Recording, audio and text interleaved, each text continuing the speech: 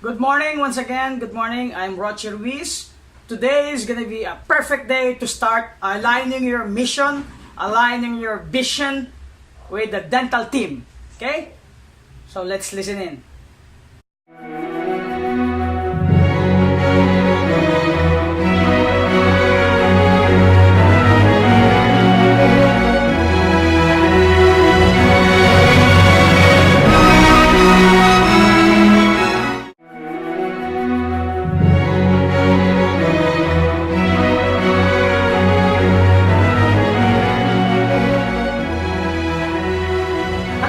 We have three set up in terms of procedures on how we align the mission and the vision of the dental team. Okay, I have this particular topic. Why? Because there are some dentists who are asking me, why is it my dental team is not aligned? Why is my associate are not getting my mission? Why is that my secretary is not following me? No, so terminate them. No. So we basically have three things to consider. Number one is clarity. Okay?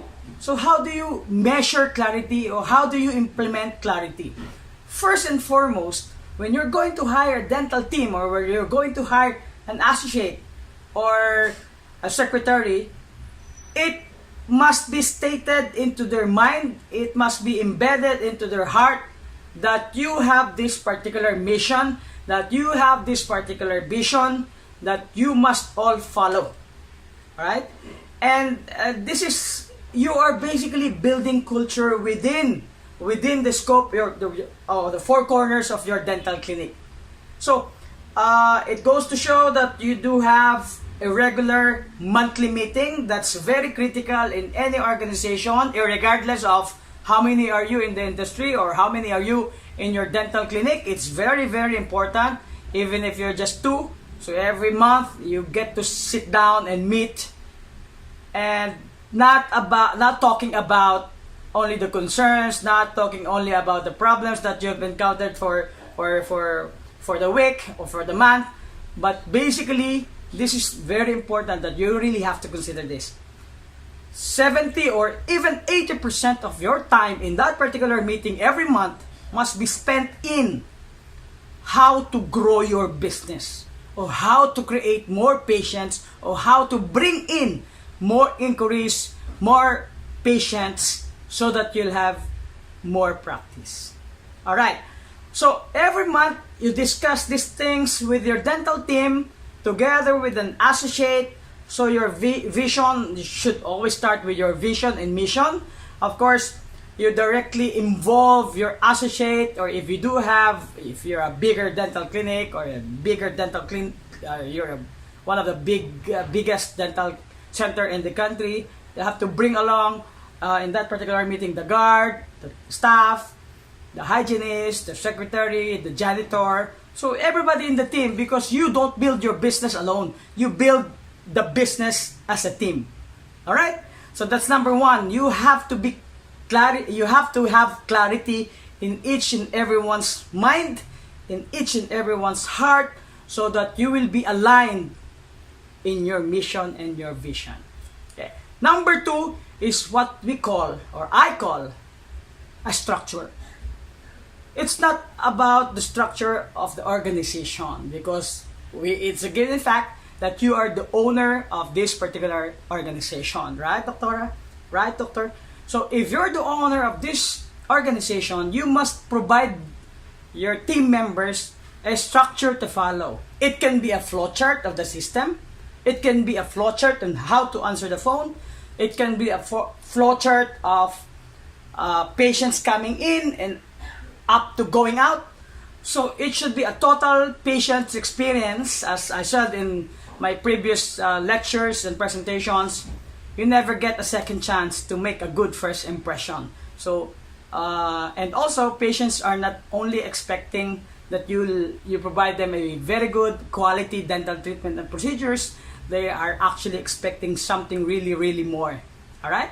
So those are what we call the structures. It's also very important that you provide and you give your secretary, your clinic manager, or your staff, or even your associates its own password if you do have a data management system or clinical and expense report. This is basically a program that are just plug and play, that can be a source, or you can just inquire from other suppliers. So we have what we call data management system, where you have to like digitalize the system. So as much as possible, I know it's not yet 100% in the Philippine setup, to avoid all the index cards, the patient card records. So we're going into that. So make sure you are abreast with the latest technology, and that's very important. So it's all digital, it's all online, but there's also an option of having it offline. All right.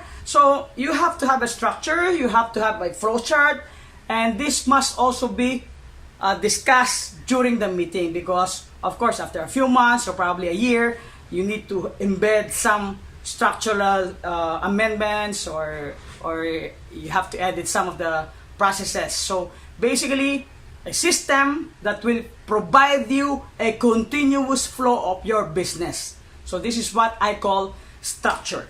So we have the number 3. It's again, you cannot avoid doing marketing. It is very important for any business, for that particular matter, especially in the dental business.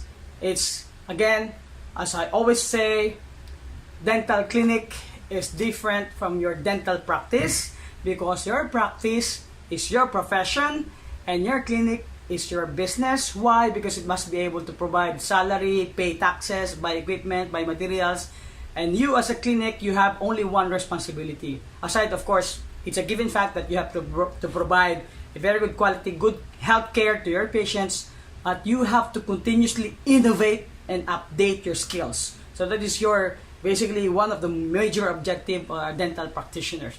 All right. So you have to create a marketing campaign, and it should be reviewed every 3 to 6 months. Again, during the forecasting, you don't forecast 3 to 6 months, but you forecast 12 months. And we have, if you do marketing, it's very important that you have a budget, of course. But budget can start from 50 pesos, can start to 80 pesos a day. So this can be done easily. All right.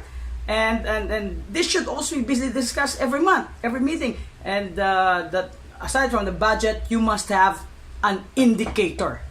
An indicator means you'll be able to measure the success of your marketing campaign. So again, it should be discussed on a regular monthly basis.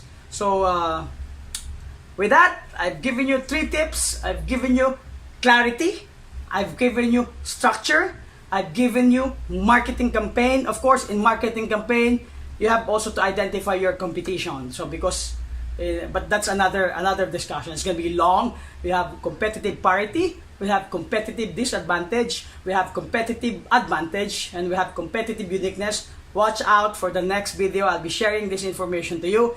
Again, thank you for the support. Thank you very much. And may I request you to just subscribe in my YouTube channel. So just look for Roche P. Ruiz MBA Marketing, wherein I'll be sharing a lot of information about marketing, whether it's medical or dental, specifically in dental, because I really would want to help a lot of dentists in the country today, right? So again, with all humility, I'm very thankful and for the support that I'm getting. So watch out for my lectures, presentations, and see you around.